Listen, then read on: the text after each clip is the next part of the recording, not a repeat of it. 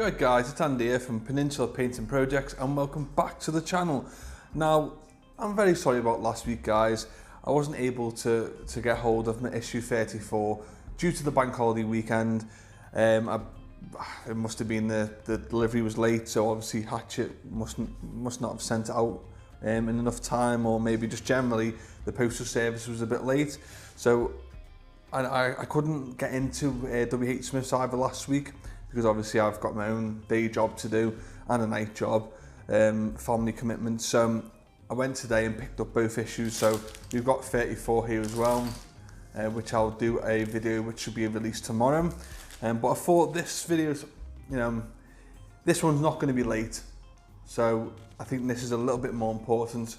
Keep this one on schedule, on time, and we'll do the late one tomorrow. So obviously issue 34, Warhammer Conquest. Let's get it out of its packaging.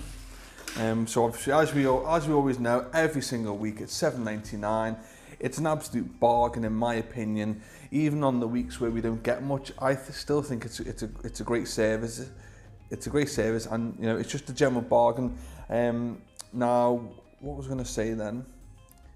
So yeah, that's what I wanted to say as well, guys. If you're not subscribed to this and you're only wanting the one-off issues, go to WH Smith's.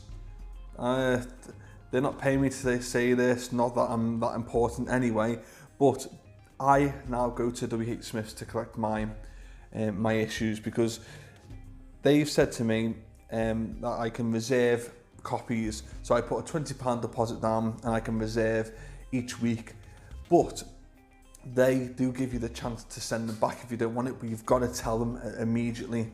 So like, for example, say next week I don't want next week's issue. They'll order it in for me, but if I go in on the Wednesday that it comes in and tell them no, I don't want it, they can send it back straight away, and then they don't lose out on any money. But that's what I would do if I were you guys. I would go to WH Smith's, because unfortunately they've got a little bit more stroke than the general news agents, because obviously they're a massive franchise, massive company.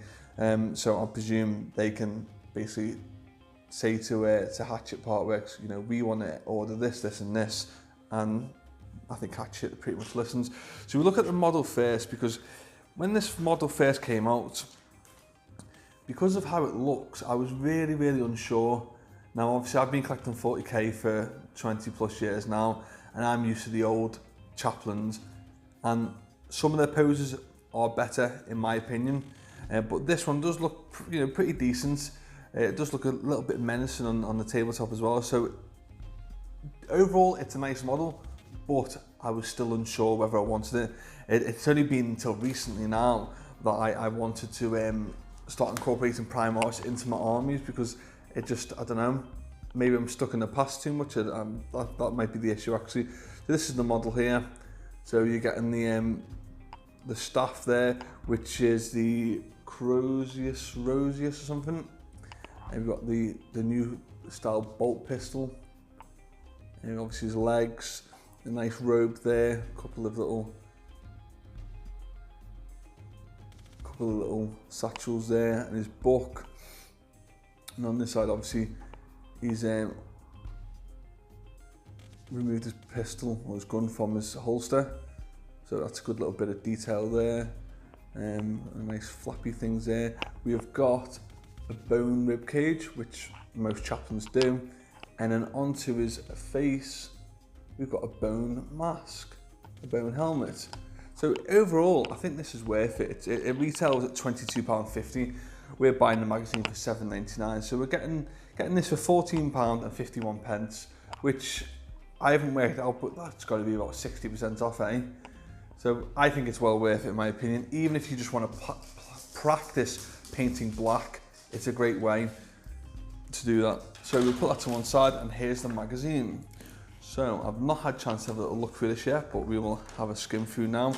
So first page, information about the chaplains. I do like how his robes have been painted red, or like a crimson colour there, where on this one it's a browny black. So I might actually mimic this, because I sometimes find it hard to paint paint cloth and capes and stuff. I just need to practice. Practice makes perfect. So I've got some information here about chaplains, what their roles are, what their duty is, and what war gear they've got. So that's the Crozius Arcanium, and the Absolver bolt pistol, and the skull helm. That's pretty cool. And then here's a bit of information about the chapter cults here, and a bit of a story, bit of background. Next page we've got obviously the war gear of the Primaris Chaplain. So we've got the skeleton armour, the Crozius Arcanum, the holy reliquaries, the tomb of Lantes, Litanes, and the Absolver bolt pistol.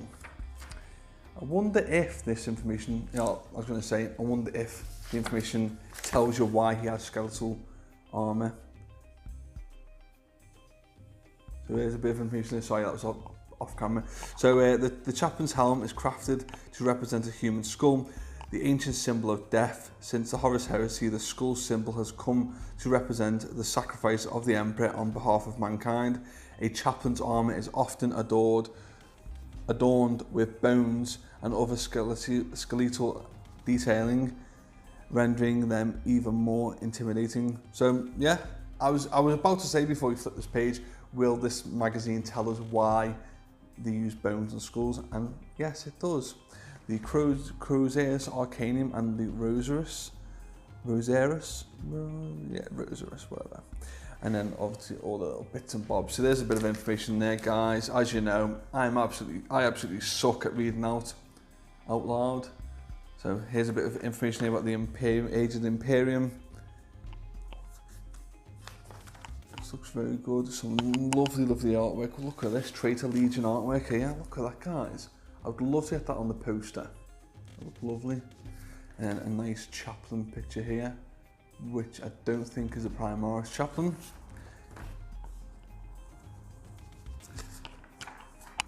Oh look, some more nice artwork here.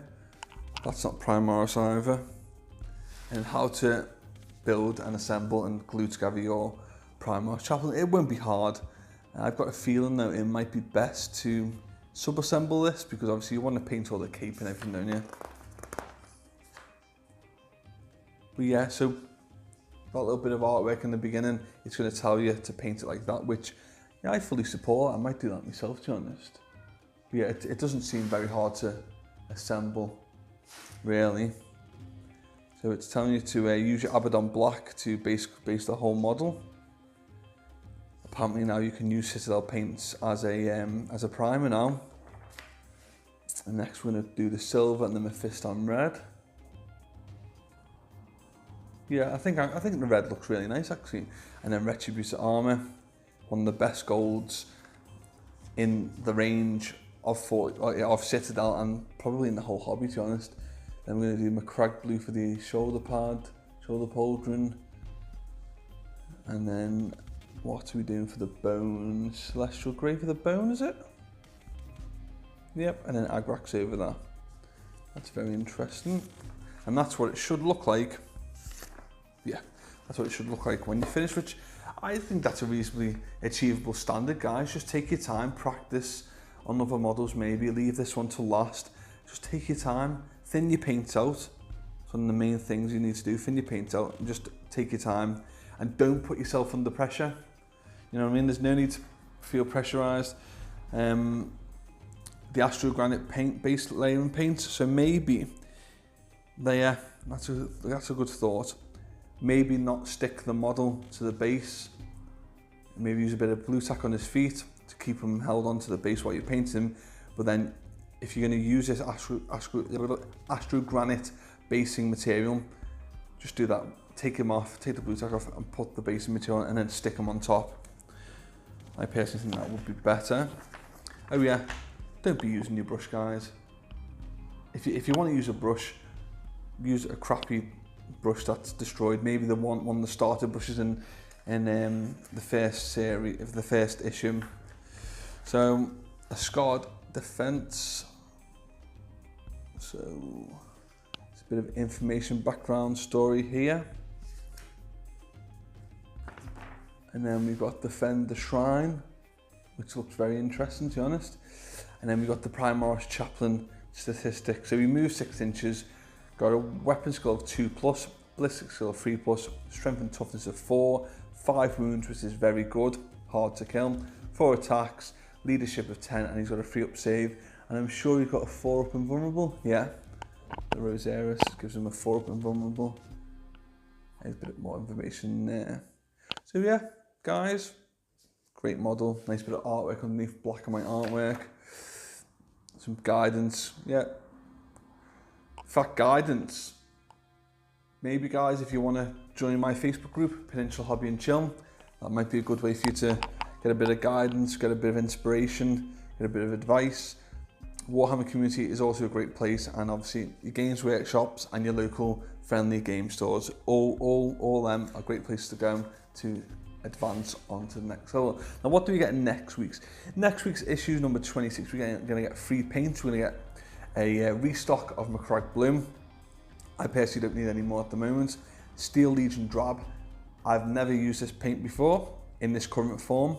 I often use Xanadu Dust and then highlight that up with Ushanti Bone, is it? So I believe this can be used in the middle of those two paints. And then we're getting the Estonian Camo Shade, which will be used for the Death Guard, which will be very good. And then the issue after that, we're going to get some more ruins. Now, I do hope they're not a replica of the one that we got the other week. That would be a little bit annoying. Saying that though, in the box, does it come with the exact same thing anyway? That's a good question, and we'll find out in the future. So that's that, guys. Thanks for watching. Don't forget to like, subscribe, and leave a comment. Let me know if you were able to get this. Let me know if you've already got this character, and I'll see you soon. Nice one, guys. Ciao.